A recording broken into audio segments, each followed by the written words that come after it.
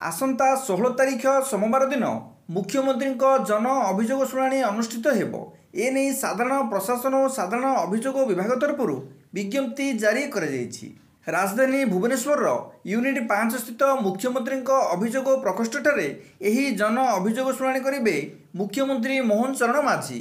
गत अक्टोबर मास 28 तारिख में मुख्यमंत्री को साक्षात करने जो मैंने पूर्वर पंजीकरण करते केवल से शुणाणी उद्दिष्ट से व्यक्ति मैंने पुणी थे पंजीकरण कर आवश्यकता नहीं। अक्टोबर 28 तारिख पूर्वर पंजीकरण कर आवेदनकारी मैंने प्राप्ति स्वीकार पत्र और व्यक्तिगत परिचय पत्र सहित निर्धारित स्थान में निर्धारित समय उपस्थित रहा कहुई। सूचना अनुसार यह पूर्वर नवेम्बर 18 और 25 मुख्यमंत्री जन अभियोग शुणाणी बंद रही ता पूर्वर नवेम्बर 4 और 11 अभियोग शुणाणी बंद रही। बात्या दाना कारण अक्टोबर 28 तारिख मुख्यमंत्री जन अभियोग शुणाणी बंद रही।